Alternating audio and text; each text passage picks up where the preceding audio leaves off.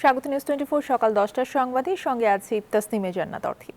দেখছিলেন সংবাদ শিরোনাম, এবারে বিস্তারিত। রমজানের আগে আরেক দফা বাড়ল নিত্যপণ্যের দাম। এই বিষয়ে বিস্তারিত জানাতে চট্টগ্রাম এবং ঢাকা থেকে যুক্ত হচ্ছেন সহকর্মী নয়ন বড়ুয়া জয় এবং হাসিব মুরাদ। শুরুতেই চট্টগ্রামে চলে যাব, সেখান থেকে নয়ন বড়ুয়া জয় আমাদের সাথে যুক্ত হচ্ছেন। জয়, রমজানের আর বাকি কিন্তু মাত্র 2 দিন, নিত্যপণ্যের দাম কেমন দেখতে পাচ্ছেন সেখানে?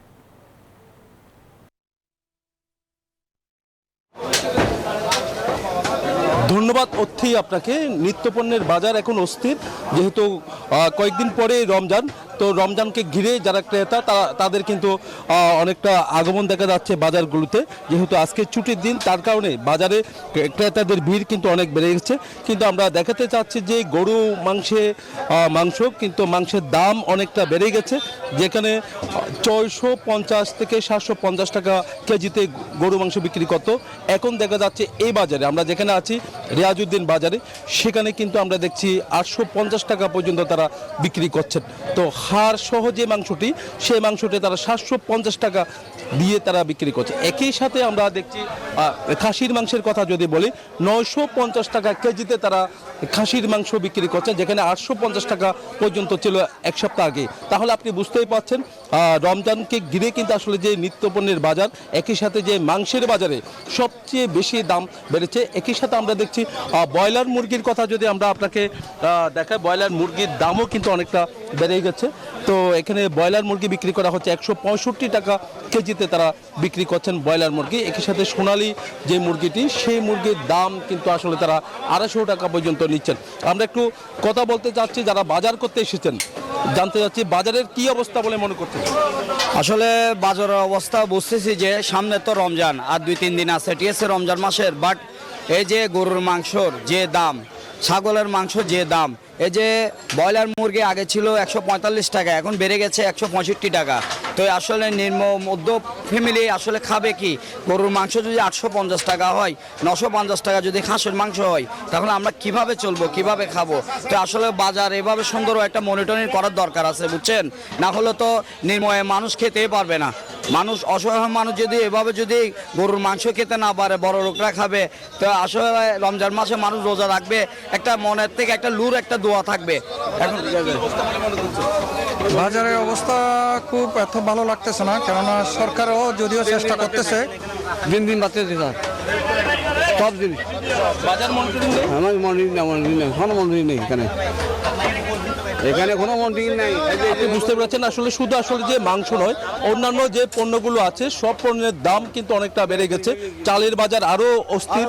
তো চালের বাজার দেখছি আমরা, চালের বাজার ঘুরে যেমনটা দেখছি 50 টাকার নিচে কোনো চাল নেই। তো এই ছিল আমার এখানকার সর্বশেষ। ফিরে যাচ্ছি স্টুডিওতে অর্থীর কাছে। ধন্যবাদ জয় আমাদের সাথে যুক্ত হওয়ার জন্য। চট্টগ্রামের নিত্যপণ্যের খবর জানছিলাম। এবারে রাজধানীর কারওয়ান বাজার থেকে আমাদের সাথে হাসিব মুরাদ যুক্ত হচ্ছেন। মুরাদ, রমজানকে সামনে রেখে নিত্যপণ্যের বাজারের চিত্র কেমন দেখতে পাচ্ছেন?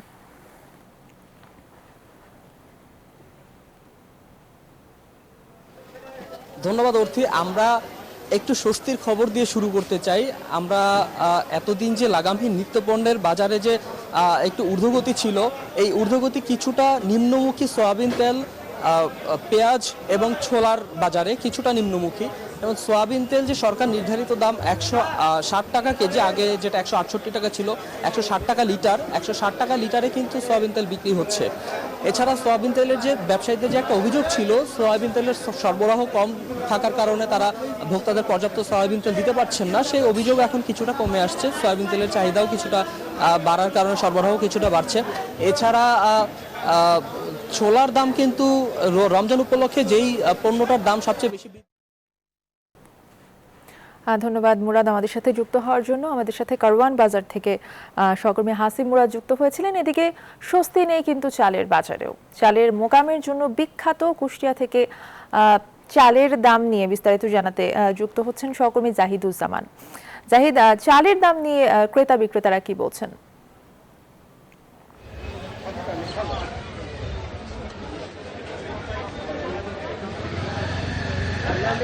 ধন্যবাদ অর্থে কুষ্টিয়া সরু চালের যে বোকাম প্রায় 450 মিল আছে এখানে কুষ্টিয়ায়, এবং আমি আছি কুষ্টিয়ার পৌর বাজারে। এখানে আমরা দেখছি যে চালের যে দাম ব্যবসায়ীরা আশ্বাস দিয়েছিলেন যে কমাবেন কিছুদিনের মধ্যে, এবং সেই চালের দাম কিন্তু এখন পর্যন্ত কমেনি। সরু চাল আমরা মিনিকেট দেখছি যে 65 টাকা কেজি দরেই বিক্রি হচ্ছে, এবং এই সরু মিনিকেট খুচরা পর্যায়ে ক্রেতারা তারা বলছেন যে এই যে দাম, এই দামে তাদের একেবারে নাভিশ্বাস অবস্থা। আর আমি কথা বলেছি বিক্রেতাদের সাথে, তারা বলছেন যে তাদের আসলে মিল গেট থেকে বেশি দামে কিনতে হচ্ছে, 63 টাকা 62 টাকা এরকম দরে কিনতে হচ্ছে। যদিও মিল মালিকরা বলে থাকেন যে তারা ধানের দাম বেশি হওয়ার কারণে আসলে চালের দামের এই বর্ধিত দাম। এবং আমি কয়েকজন মিল মালিকদের সঙ্গে কথা বলেছি, তারা বলছেন যে সামনে বড় মৌসুম, খুব অল্প কয়েকদিনের মধ্যেই বড় মৌসুম ধান কাটা শুরু হবে, সেটি 3 সপ্তাহ থেকে 4 সপ্তাহের মধ্যে, এবং তারপরেই নতুন ধান উঠলে তখন চালের দাম কমে যাবে বলে তারা আমাদেরকে নিশ্চিত করেছেন। এবং আমি কথা বলেছি দু একজন বিক্রেতাদের সাথে। আমি একজন বিক্রেতার সাথে কথা বলবো। ভাই, চালের দামের এই অবস্থা কেন, কমছে না কেন? আসলে চিকন চালের উপর খুব প্রচুর চাহিদা মার্কেটে, সবাই চিকন চালটাই বেশি চাচ্ছে, সব ধরনের মানুষ চিকন চালটা খাচ্ছে, এই জন্য চিকন চালের দামটা কমছে না। আর পাশাপাশি আবার ইন্ডিয়া থেকেও কোনো চাল আমদানি নেই এবং চালও উঠছে না। অনেক এই সমস্ত কারণে সাপ্লাইয়ের চাইতে ডিমান্ড বেশি হওয়ার কারণে এই চালটা কমছে না। শুনছিলেন চালের দাম না কমার কারণ হচ্ছে যে একদিকে যেমন সাপ্লাইয়ের কথা বলছেন, অন্যদিকে মিল মালিকরা তারা কিন্তু বলছেন যে ধানের দাম বেশি থাকার কারণে চালের দাম কমছে না। আর নতুন যে মৌসুম শুরু হবে সেই মৌসুমে 10 টাকা কেজিতে কমে যাবে বলে মিল মালিকরা আমাদেরকে জানিয়েছেন। তবে এই নতুন বড় মৌসুমে সরু ধান উঠলে তখন কৃষক পর্যায়ে দাম কতটা কমবে, কৃষকরা ধান ঠিক দামে ছাড়বে কিনা সেটা নিয়েও কিন্তু শঙ্কা রয়েছে। দুদিন পরে রমজান, এই রমজানে এখন চালের দাম যদি না কমে তাহলে ক্রেতারা একেবারে বিপাকে পড়ছেন, এবং তারা কিন্তু সেই কথাই জানাচ্ছেন। দ্রুত একটা বাজার মনিটরিংয়ের মধ্যে দাম কমানোর কথা তারা জানিয়েছেন। এই ছিল আমার কাছ থেকে কুষ্টিয়া থেকে চালের বাজারের খবর। চলে যাচ্ছে স্টুডিওতে অর্থের কাছে। অর্থিক ধন্যবাদ জাহিদুজ্জামান আমাদের সাথে যুক্ত হওয়ার জন্য। কুষ্টিয়া থেকে চালের বাজারে খবর জানাচ্ছিলেন সহকর্মী জাহিদুজ্জামান। ছুটির দিনে মহাসড়কে চরম ভোগান্তিতে পড়েছেন যাত্রীরা। যানবাহনের চাপ এবং পৃথক দুর্ঘটনার কারণে ঢাকা টাঙ্গাইল বঙ্গবন্ধু সেতু মহাসড়কে 15 কিলোমিটার এলাকা জুড়ে যানজটের সৃষ্টি হয়েছে। হাইওয়ে পুলিশ জানায় সাপ্তাহিক ছুটির কারণে অতিরিক্ত যানবাহনের চাপ ও ভোররাতে বঙ্গবন্ধু সেতু পূর্ব থানার সামনে এবং সকালে ভুইয়াপুর লিংক রোডে পৃথক সড়ক দুর্ঘটনার কারণে যানজটের সৃষ্টি হয়। চালক ও যাত্রীরা জানান ভোররাত থেকে বঙ্গবন্ধু সেতু পূর্ব পাড়ে তারা আটকে আছেন। সেতু থেকে এলেঙ্গা পর্যন্ত এই 7 কিলোমিটার রাস্তা যেতে সময় লাগছে প্রায় 5 ঘন্টা। এদিকে দৌলতদিয়া পাটুরিয়া ফেরিঘাটের পাটুরিয়া অংশে পারাপারের জন্য আটকে আছে কয়েকশো যানবাহন।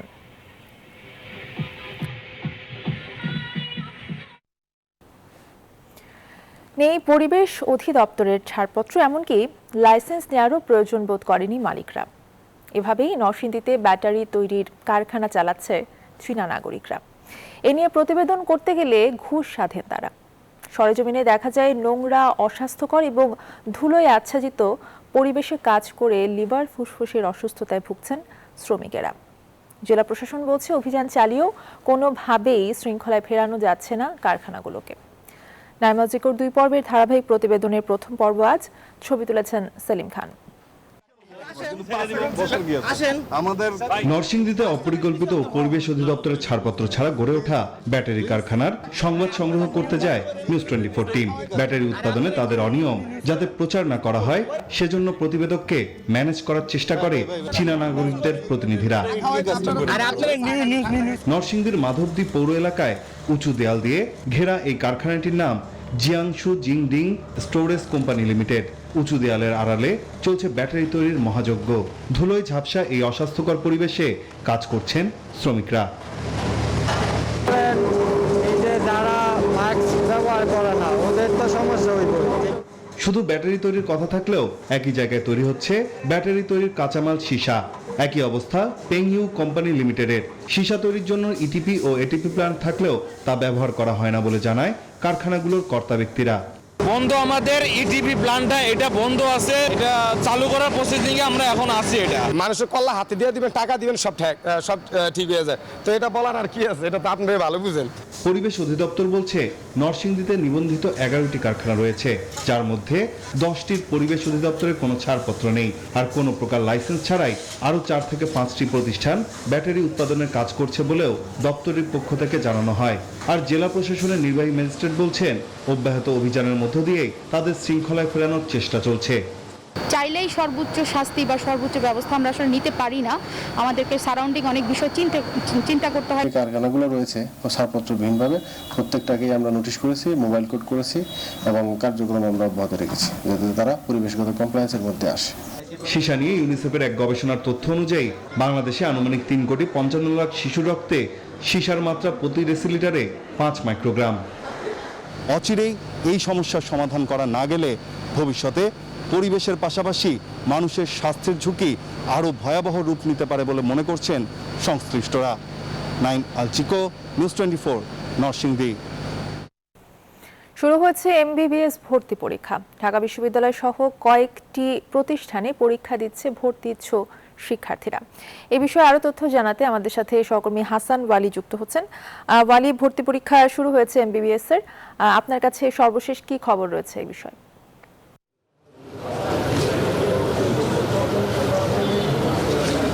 জোরথে আপনাকে ধন্যবাদ। আমি এই মুহূর্তে আছি ঢাকা বিশ্ববিদ্যালয়ের কলা ভবনের সামনে। আপনি যেমনটি বলছিলেন যে এমবিবিএস এর ভর্তি পরীক্ষা শুরু হয়েছে। ঢাকা মেডিকেল কলেজ সেন্টারের 20,000 শিক্ষার্থী ঢাকা বিশ্ববিদ্যালয়ের বিভিন্ন ভবনে পরীক্ষা দিচ্ছেন। বদরুন্নেসা কলেজ সহ বাকি ঢাকা বিশ্ববিদ্যালয়ের প্রত্যেকটি ভবনে বিভিন্ন যে একাডেমিক ভবনগুলো আছে, কলা ভবন সহ। একটু আগেই স্বাস্থ্যমন্ত্রী এই কলা ভবনে প্রবেশ করেছেন শিক্ষার্থীদের এই পরীক্ষা পরিদর্শন করার জন্য, এবং আমরা সকাল থেকে কিন্তু দেখছি ঢাকা বিশ্ববিদ্যালয়ে শিক্ষার্থীরা আসছেন, অভিভাবকরা আসছেন, এবং তারা তাদের যে শেষ মুহূর্তের প্রস্তুতি আমরা দেখেছি অনেকে এই ঢাকা বিশ্ববিদ্যালয়ের সবুজ চত্বরে বসে শেষ মুহূর্তের প্রস্তুতি নিয়েছেন। আমাদের সঙ্গে একজন অভিভাবক আছেন। আপনার সন্তান ভিতরে ভর্তি পরীক্ষা দিচ্ছে? আমার সন্তান মোহাম্মদ সানজিদ হাসান ভর্তি পরীক্ষা দিচ্ছে। কেমন প্রত্যাশা আপনার? আমার প্রত্যাশা, ও চেষ্টা করেছে, ইনশাল্লাহ ও কামিয়াবি হবে। জি, যেমনটি বলছিলেন, আসলে যে স্বাভাবিকভাবে শিক্ষার্থীদের যেমন প্রত্যাশা থাকে দীর্ঘদিন পড়াশোনার পরেই আসলে এমবিবিএস এর পরীক্ষায় অনেকের স্বপ্ন থাকে মেডিকেলে ভর্তি হওয়ার জন্য। সেই পরীক্ষার আসলে আজকে এই পরীক্ষা চলছে। অভিভাবকরা যেমন তাদের সন্তানদেরকে সঙ্গে নিয়ে এসেছেন এই পরীক্ষায়, যাতে করে তাদের সন্তানরা সফলতা লাভ করে এবং তাদের যে স্বপ্ন, সেই স্বপ্ন যাতে করে তারা সফল হতে পারে। আমরা শিক্ষার্থীদের সঙ্গেও কিন্তু কথা বলেছি, তারা বলছেন, প্রত্যাশা করছেন যে তাদের ভর্তি পরীক্ষার মাধ্যমে তারা আসলে মেডিকেল ভর্তি পরীক্ষায় তারা ভর্তি হওয়ার সুযোগ পাবেন এবং তারা আসলে প্রত্যাশা পূরণ হবে। এবং আপনি জানেন যে মেডিকেল আসলে ঢাকা মেডিকেল কলেজেই প্রথম পছন্দ থাকে, সেই কারণে আসলে শিক্ষার্থীদের প্রত্যাশা এবং তাদের প্রস্তুতিও কিন্তু একটু বেশি। তো সব মিলিয়ে স্বাস্থ্যমন্ত্রীর ভেতরে আছেন, কলাভবনে পরীক্ষা পরিদর্শন করছেন, তিনি আসলে হয়তো আমাদের সঙ্গে কথা বলবেন। তো সব মিলিয়ে এখন পর্যন্ত ঢাকা বিশ্ববিদ্যালয় কলাভবন থেকে আমার কাছে থাকা সবশেষ অর্থী। ধন্যবাদ ওয়ালি, আমাদের সাথে যুক্ত হওয়ার জন্য। হাসান ওয়ালি যুক্ত হয়েছিলেন ঢাকা বিশ্ববিদ্যালয় থেকে। উত্তর ও দক্ষিণাঞ্চলের রোগীদের চিকিৎসায় ভরসা রাজশাহী মেডিকেল কলেজ হাসপাতাল। এবার এই নগরীতে গড়ে উঠছে দীর্ঘমেয়াদী জটিল রোগের চিকিৎসায় একাধিক বিশেষায়িত হাসপাতাল। দক্ষ জনবল নিয়োগ করা গেলে চিকিৎসায় কমবে বিদেশ নির্ভরতা। এস এ বাপির ক্যামেরায় রাজশাহী থেকে কাজী শাহেদের প্রতিবেদন। রাজশাহীতে চিকিৎসা সেবায় আসছে পরিবর্তন। দীর্ঘমেয়াদী জটিল রোগের চিকিৎসায় গড়ে উঠছে বিশেষায়িত একাধিক হাসপাতাল। স্বাস্থ্য দপ্তর জানায়, রাজশাহী মেডিকেল কলেজ হাসপাতালের আওতায় 150 শয্যা করে ক্যান্সার, কিডনি ও হৃদরোগ ইউনিট, 200 শয্যার সদর হাসপাতাল, আলাদাভাবে গড়ে উঠছে 250 শয্যার শিশু হাসপাতাল, 130 শয্যার হৃদরোগ হাসপাতাল ও 50 শয্যার ডায়াবেটিক হাসপাতাল। 2022 সালের ডিসেম্বরের মধ্যে আমরা এর সেবা কার্যক্রম পুরোদমে আমরা শুরু করতে পারবো। এখন অস্থায়ী ভিত্তিতে আমাদের লক্ষ্মীপুরে কাজটি চলছে। অনেক লোক কিন্তু এই চিকিৎসার জন্য পার্শ্ববর্তী দেশ বা অন্য কোনো দেশে চিকিৎসার জন্য যাচ্ছে। এতে চিকিৎসার জন্য যে একটা সমস্যা মানুষের মধ্যে ক্যান্সার নিয়ে, সেটা ইনশাল্লাহ থাকবে না। উত্তরাঞ্চল থেকে প্রতিদিনই বিপুল পরিমাণ মানুষ চিকিৎসা নিতে ভারত যান। পূর্ণাঙ্গভাবে এসব হাসপাতালগুলো চালু করা গেলে বিদেশি নির্ভরতা কমবে বলছেন জনপ্রতিনিধিরা। যারা চিকিৎসার জন্য দেশের বাইরে যান, বিশেষ করে ভারতে যান, তাদের যাওয়ার প্রয়োজন পড়বে না, কারণ সেই চিকিৎসা বাংলাদেশেই দেওয়া সম্ভব। এখানে তাদের যেমন ভোগান্তিও হয়, আমাদের দেশের প্রচুর পরিমাণে কষ্টার্জিত বৈদেশিক মুদ্রা সেটি খরচ হয়ে যায়। এই সব কিছু অনেকটাই রক্ষা করা সম্ভব হবে যদি আমরা রাজশাহীতে আমাদের স্বাস্থ্য সেবাটাকে আরেকটু বাড়াতে পারি। তবে চিকিৎসক নেতারা বলছেন স্বাস্থ্য খাত এখনো বিশৃঙ্খল, এটি ঠিক করতে হবে। পাশাপাশি দক্ষ জনবল না বাড়ালে অবকাঠামো গড়ে চিকিৎসা নিশ্চিত করা দুরূহ।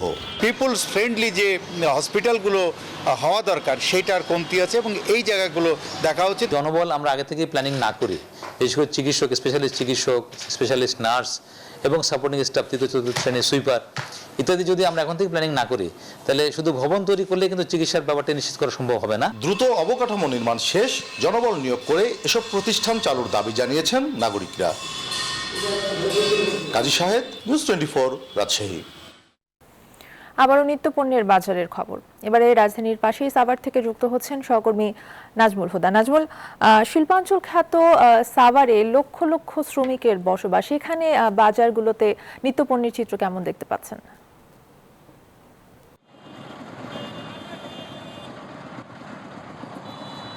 অর্থী, আপনাকে ধন্যবাদ। এই মুহূর্তে রয়েছে আমি সাভারের কাঁচা বাজারে। সেখানে কিন্তু যে নিত্য প্রয়োজনীয় যে কাঁচা বাজার সেটা কিন্তু মূল্য অনেক বেশি, এবং যেহেতু এটা শিল্প অঞ্চল, সাভার এবং আশুলিয়া এবং ধামরাইতে কিন্তু এই এলাকায় লক্ষ লক্ষ শ্রমিক কিন্তু থাকে।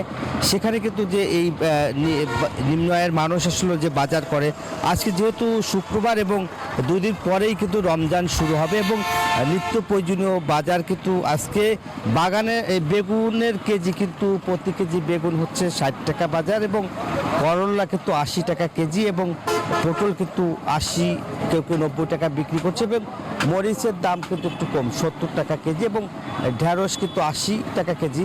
আর এই যে সাজনা, অর্থাৎ এটা কিন্তু আপনার 160, কেউ যে দামে বিক্রি করে। আমরা একটু সরাসরি মাংসর বাজারে দেখাতে চাই আসলে বাজারের যে মূল্য আসলে কেমন, এবং এই বাজারগুলোতে ভোক্তা অধিকার আইন এবং সাভার পৌরসভায় যারা আছে তারা কিন্তু আসলে সেই বাজারগুলোতে মনিটরিং করবে, সেই মনিটরিং আসলে হচ্ছে না, যার কারণে এখানকার যে বাজারের মূল্য কিন্তু এবং প্রত্যেকটা সবজির দামই কিন্তু একটু করে বেশি। আমরা একটু মাংসর বাজারে এসেছি, মাংস কত করে কেজি বিক্রি হচ্ছে আপনার সাথে একটু কথা বলি। গরুর মাংস কত করে কেজি? গরু 650 টাকা, জি, আর মহিষ আছে 700 টাকা। ধন্যবাদ আপনাকে। যেমনটা আসলে বলছিলেন, এবং এখানকার যারা চাচা, আপনার সাথে একটু কথা বলি, জিনিসপত্রের দাম কেমন এখন বাজারে?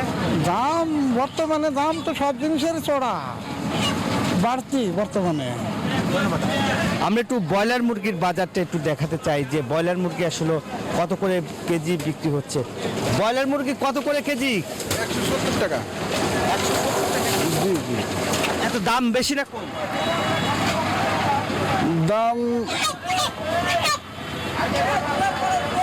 ধন্যবাদ আপনাকে। প্রতি কেজি ব্রয়লার কিন্তু 170 টাকা করে, এবং এখানে আপনার সাথে একটু কথা বলি, জিনিসপত্রের দাম কেমন? আপনার তো গার্মেন্টসে চাকরি করেন। বেশি, বর্তমান বেশি বাজারে। জিনিসপত্রের দাম কেমন? লালটা 250 টাকা কেজি, আর এটা 170 বোধহয়। লাল মুরগিটা 170। যেমনটা আসলে বলছিলেন যে জিনিসপত্র, নিত্য প্রয়োজনীয় জিনিসপত্র কিন্তু দাম অনেক বেশি, এবং এখানে যারা প্রশাসন রয়েছে তাদের আসলে নজরদারি করা উচিত, যেহেতু সামনে রোজা, এই রোজার মধ্যে জন্য নিত্য প্রয়োজনীয় জিনিসপত্র যাতে সাধারণ মানুষ কিনতে পারে সেই জন্য আসলে তাদের দাবি। এই ছিল আমার কাছে সাভার থেকে কাঁচা বাজারের সর্বশেষ খবর। ফিরে যাচ্ছে অর্থীর কাছে। অর্থী, ধন্যবাদ নাজমুল। MBBS পরীক্ষা পরিদর্শন শেষে এই মুহূর্তে ব্রিফ করছেন স্বাস্থ্যমন্ত্রী জাহিদ মালিক। আমরা সরাসরি চলে যাচ্ছি তার বক্তব্যে।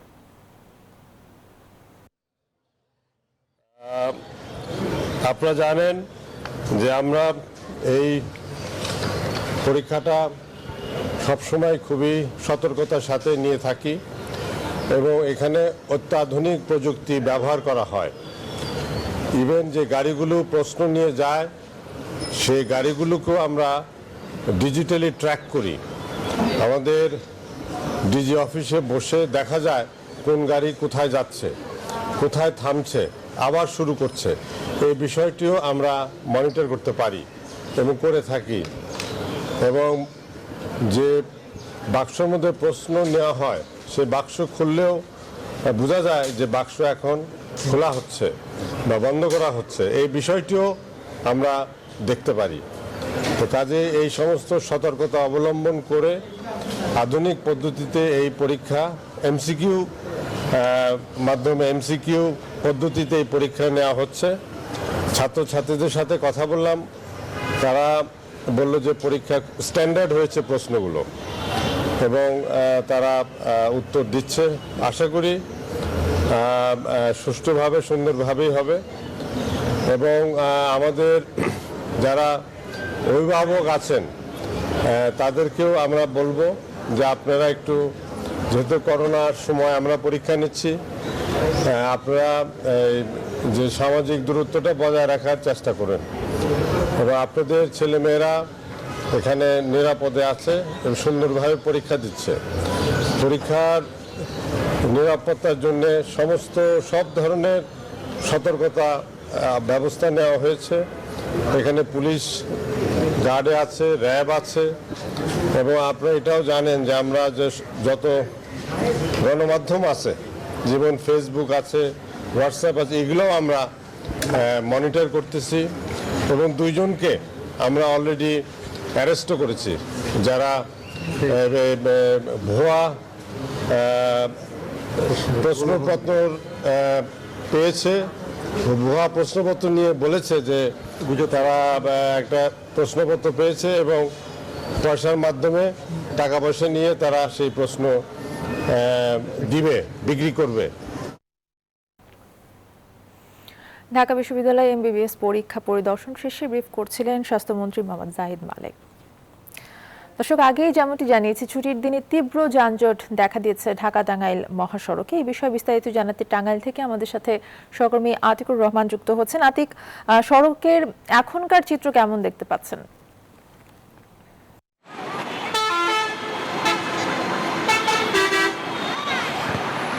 ধন্যবাদ অর্থী। আপনি জানেন যে ভোর থেকেই কিন্তু ঢাকা টাঙ্গাইল মহাসড়কের আমরা যানজট লক্ষ্য করেছি। এর কারণ হচ্ছে যে একটি দুর্ঘটনা ঘটেছিল এবং যে আজকে যেহেতু সরকারি ছুটির দিন, এই ছুটির কারণে আসলে বাড়তি একটা চাপ রয়েছে মহাসড়কের যানবাহনের। এছাড়াও আসলে কয়েকদিন ধরে মহাসড়কের কিন্তু যে যানজট আমরা লক্ষ্য করছি এবং বিশেষ করে ঢাকা টাঙ্গাইল মহাসড়কের বঙ্গবন্ধুর পশ্চিম পাশের যে 4 লেনের কাজ চলমান রয়েছে এবং যে অতিরিক্ত গাড়ির চাপ আমরা লক্ষ্য করেছি এবং ছোটোখাটো কিন্তু প্রতিদিনই দুর্ঘটনা ঘটছে। তবে এখন কিন্তু অনেকটাই স্বাভাবিক হতে শুরু করেছে। তবে বঙ্গবন্ধু সেতু এলাকায় অর্থাৎ যুগাচর থেকে বঙ্গবন্ধু সেতু পর্যন্ত 5 কিলোমিটার এখনো কিন্তু যানজট রয়েছে। তবে পুলিশ বলছে যে যত তাড়াতাড়ি সম্ভব এই যানজট নিরসনের কাজ করছেন এবং এক পাশ যে সড়ক লাইন ক্লিয়ার করে এবং অন্য পাশে কিন্তু যান চলাচল ছেড়ে দেওয়া হয়েছে।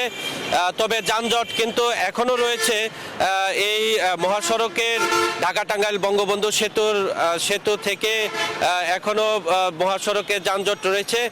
তবে বেলা বাড়ার সঙ্গে সঙ্গে কিন্তু চাপটি কিন্তু অনেকটাই কমতে শুরু করেছে।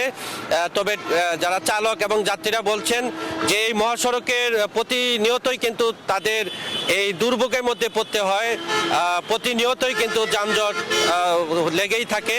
তো দেখতেই পাচ্ছেন আবারও কিন্তু সেই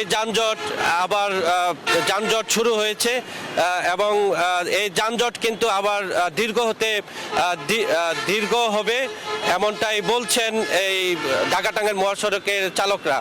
তো এই ছিল আমার কাছে সর্বশেষ সত্যি ঢাকা টাঙ্গাইল মহাসড়ক নিয়ে। ধন্যবাদ আতিক, আমাদের সাথে যুক্ত হওয়ার জন্য। টাঙ্গাইল থেকে আতিক রহমান জানাচ্ছিলেন সেখানকার যানজটের চিত্রের খবর। বিয়ের প্রলোভন দেখিয়ে একাধিকবার ধর্ষণের অভিযোগে রহমাতুর রাফসান অর্ণব নামের একজনকে আটক করেছে দিনাজপুর কোতোয়ালি থানা পুলিশ। অর্ণব সিরাজগঞ্জ জেলার কামারখন্দ থানার কর্ণমতি এলাকার জাহিদুল ইসলামের ছেলে। সে পেশায় একজন রেস্টুরেন্টের ব্যবসায়ী। ওই কিশোরী নিজে বাদী হয়ে ধর্ষকের বিরুদ্ধে মামলা দায়ের করেন। দিনাজপুর কোতোয়ালি থানার ভারপ্রাপ্ত কর্মকর্তা মোজাফফর হোসেন জানান, এলাকাবাসীর ফোন পেয়ে পুলিশ গিয়ে ভিকটিমকে উদ্ধার এবং ধর্ষককে আটক করে। বৃহস্পতিবারই তাকে আদালতে নেওয়া হয়।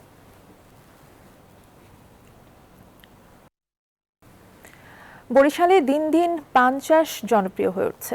উৎপাদন খরচ বেশি হলেও বছরের অধিকাংশ সময়ই দাম ভালো পাওয়া যায়। এতে আর্থিকভাবে লাভবান হচ্ছেন কৃষকেরা। আর কৃষকদের নিরাপদ পান চাষে সব ধরনের সহায়তা করছে স্থানীয় কৃষি বিভাগ। সাইফুর রহমান মিরনের তথ্যচিত্রে ডেস্ক রিপোর্ট। বরিশালের উজিরপুর, বাকেরগঞ্জ, গৌরনদী ও ঝালকাঠি সহ বিভিন্ন উপজেলায় পান চাষ করেছেন কৃষকরা। এখানকার মাটি ও আবহাওয়া পান চাষের উপযোগী হওয়ায় ফলনও বেশ ভালো হয়েছে। কৃষকরা জানান নিরাপদ পান চাষ করে সফল হয়েছেন তারা। বাজারে পানের দর ভালো থাকায় লাভও হচ্ছে বেশ। দীর্ঘ 3 বছর থেকে আমরা নিরাপদ পান উৎপাদন করতে আছি এবং এই যে আগে যে আমরা কীটনাশক দিতাম, এই কীটনাশক আমরা প্রয়োগ করি না, এখন জৈবনাশক ব্যবহার করি। কৃষি গবেষণা থেকে যে মেডিসিন দিচ্ছে, জৈব বালাই নাশক দিচ্ছে, এই পানে ব্যবহার করি। সংশ্লিষ্টরা জানান ফলন ও ভালো মানের পান উৎপাদনে সরকার নানা পদক্ষেপ গ্রহণ করেছে।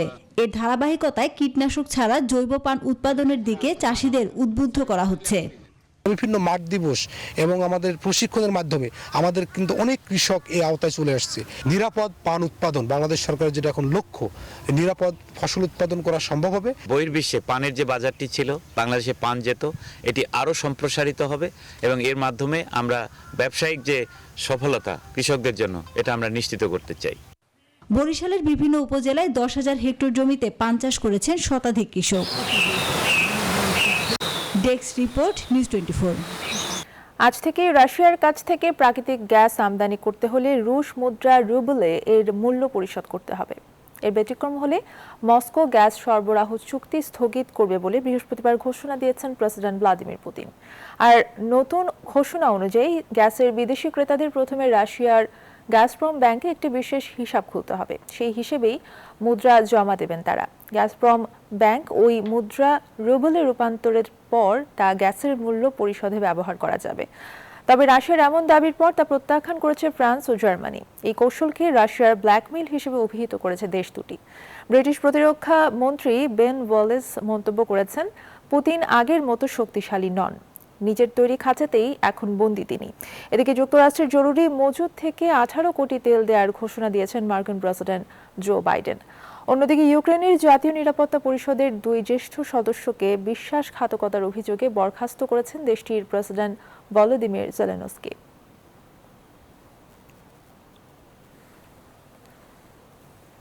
বেসামরিকদের সরে যেতে বৃহস্পতিবার সকাল থেকে মারিউপোলে যুদ্ধবিরতি ঘোষণা করেছে রুশ প্রতিরক্ষা মন্ত্রণালয়। তবে সামরিক অভিযানে লাগাম টানার অঙ্গীকারের পরেও চেরনিহিভ সহ ইউক্রেনের উত্তরাঞ্চলীয় শহরগুলোতে অব্যাহত রয়েছে হামলা। ইউক্রেনে আগ্রাসন নিয়ে রুশ প্রেসিডেন্ট ভ্লাদিমির পুতিনকে সত্য তথ্য দিতে তার উপদেষ্টারা ভয় পাচ্ছেন বলে দাবি করছে যুক্তরাষ্ট্র। এদিকে সামরিক অভিযানে লাগাম টানার অঙ্গীকারের পরেও ইউক্রেনে হামলা অব্যাহত রেখেছে রাশিয়া। ইউক্রেনীয় আলোচক ডেভিড আরাখামিয়া জানিয়েছেন, আজ থেকে ইউক্রেন রাশিয়ার শান্তি আলোচনা ফের শুরু হবে।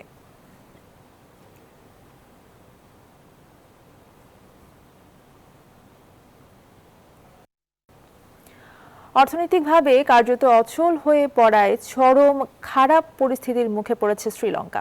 দেশটির রাজধানী কলম্বো সহ সারা দেশে শুরু হয়েছে বিক্ষোভ। কলম্বোতে জারি করা হয়েছে কারফিউ। বৃহস্পতিবার সন্ধ্যায় দেশটির প্রেসিডেন্টের ব্যক্তিগত বাসভবনের কাছে জড়ো হওয়া বিক্ষোভকারীদের সঙ্গে পুলিশের সংঘর্ষ হয়। এরপর রাতেই জারি করা হয় কারফিউ। পরবর্তী ঘোষণা না দেওয়া পর্যন্ত কলম্বোর বেশিরভাগ জেলায় কারফিউ জারি থাকবে বলে এক বিবৃতিতে জানিয়েছে দেশটির পুলিশ। টানা 13 ঘন্টা ধরে বিদ্যুৎ বিচ্ছিন্ন থাকায় সরকারের প্রতি ক্ষুব্ধ হয়ে ওঠে জনগণ। বৃহস্পতিবার সন্ধ্যায় প্রেসিডেন্ট গোটাবায়া রাজাপাকসের বাসভবনের বাইরে বিক্ষোভকারীরা জড়ো হয়ে ভবনটি ঘেরাওয়ের চেষ্টা চালায়। এক পর্যায়ে কাঁদানে গ্যাস ও জলকামান ব্যবহার করে তাদের সেখান থেকে সরিয়ে দেয় পুলিশ। তারপরেই কারফিউ জারি করা হয় পুলিশের পক্ষ থেকে। তবে বিক্ষোভ চলাকালে রাজাপাকসে তার বাসভবনে ছিলেন কিনা তা সেই ব্যাপারে স্পষ্ট তথ্য পাওয়া যায়নি।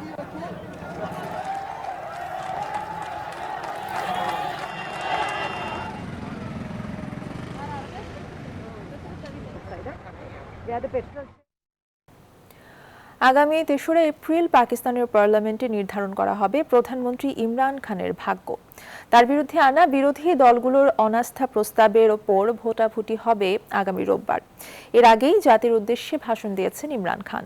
এ সময় পদত্যাগের সম্ভাবনা নাকচ করে তাকে ক্ষমতাচ্যুত করতে বিদেশিদের ষড়যন্ত্রের অভিযোগ তোলেন। এমনকি সরকার উৎখাতে বিদেশি ষড়যন্ত্রের প্রমাণ হিসেবে একটি হুমকির চিঠির কথা ভাষণে তুলে ধরেন ইমরান খান। আর অনাস্থা ভোটে তিনি জয়ী হয়ে গেলে পাকিস্তানকে কঠিন সময়ের মুখে পড়তে হবে বলেও হুঁশিয়ারি দেন। জাতির উদ্দেশ্যে ইমরান খানের ভাষণ দেওয়ার কথা ছিল বুধবার, কিন্তু কোনো কারণ ছাড়াই তা স্থগিত করা হয়েছিল। ভাষণে ইমরান খান তিনি কেন রাজনীতিতে এসেছেন তা তুলে ধরেন।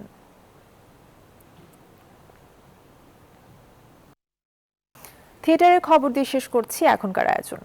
বাংলাদেশ গ্রাম থিয়েটারের 40 বছর উদযাপন উপলক্ষে সিলেটে হয়ে গেল 3 দিন ব্যাপী লোক সংস্কৃতি উৎসব। বাঙালি সাংস্কৃতিক এই লোক আনন্দ মহাযজ্ঞে অংশ নেয় বাংলাদেশ ও ভারতের প্রায় 5 শতাধিক শিল্পী কলাকুশলী, যেখানে উঠে আসে পুতুল নাট্য, পুঁথিপাঠ, লাঠি খেলা, মালজোড়া গান সহ বিলুপ্ত প্রায় বাঙালির লোকজ সব সাংস্কৃতিক ঐতিহ্য।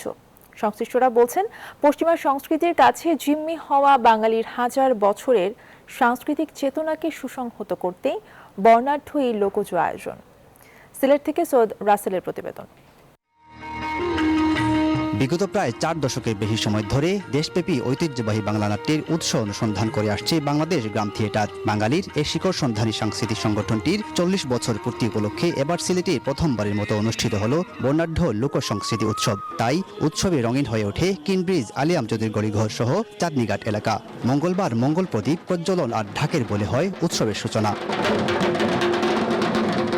পশ্চিমা সংস্কৃতির কাছে জিম্মি হওয়া বাঙালিকে নিজেদের সাংস্কৃতিক ঐতিহ্য স্মরণ করিয়ে দিতেই এই লোকজ আয়োজন, মত সংস্কৃতজনদের। আমরা পশ্চিমা সভ্যতার কাছে, পশ্চিমা সংস্কৃতির কাছে জিম্মি হয়ে গেছি, বন্দী হয়ে গেছি। তাদেরকে এই কথা স্মরণ করিয়ে দিতে চাই যে তোমাদের একটি ভালো ঐতিহ্য আছে। উৎসবে মুগ্ধতা ছড়ায় মণিপুরী নৃত্য, ঝুমুর ও কাঠি নৃত্য, পুতুল নাট্য, বিয়ের গীত, পুঁথিপাঠ সহ ঐতিহ্যবাহী সব লোকজ পরিবেশনা। ছোট থেকে কিন্তু পুতুল নাচ শুনে আসছি, কিন্তু এখানে এসে মনে হয়েছে যে আজকে দেখবো, সেটা অনেক ভালো লাগতেছে। লোক সংস্কৃতি যেটা আমাদের আসলে মানে নারীর টান, যেটা সেই উপলব্ধিটা আজকে হচ্ছে এখানে এসে। উৎসবের মধ্য দিয়ে চিরায়ত সংস্কৃতির চর্চা ও লোক সংস্কৃতির সকল ধারা নতুন প্রজন্মের কাছে তুলে ধরার অঙ্গীকার ছিল আয়োজকদের। এই উৎসবের মধ্য দিয়ে বৃহত্তর সিলেট অঞ্চলের লোক সংস্কৃতির যতগুলো ধারা আছে আমরা চেষ্টা করেছি সকল ধারাকে এখানে নিয়ে আসার জন্য। লোকজ এ মহাযজ্ঞে তুলে ধরা অভিন্ন সংস্কৃতিকে দুদেশের বন্ধন আরো দৃঢ় হবে প্রত্যাশা ভারতীয় হাইকমিশনের। আপনাদের কান্ট্রি, আপনাদের এই রিজনটা কালচারালি খুবই রিচ, ইন্ডিয়ার দিকেও আর এই দিকেও। তো ভাষা সংস্কৃতি তো একই। আপনি যদি ওদিকে চলে যান তো আপনি বুঝতে পারবেন না কি আপনি সিলেটে নো আসামে শিলচরে আছেন। উৎসবের পৃষ্ঠপোষকতায় ছিল সংস্কৃতি বিষয়ক মন্ত্রণালয় ও ইন্ডিয়ান হাইকমিশন ঢাকা। যে উৎসব আকাশ সংস্কৃতির যুগে শেকড় আঁকড়ে ধরা সাংস্কৃতিক কর্মীদের জন্য এক মহা অনুপ্রেরণা মনে করছেন সংশ্লিষ্টরা। সৈয়দ রাসেল, নিউজ 24, সিলেট। এই ছিল এখনকার আয়োজন। আর সংবাদ জানতে ভিজিট করুন news24bd.tv। ধন্যবাদ।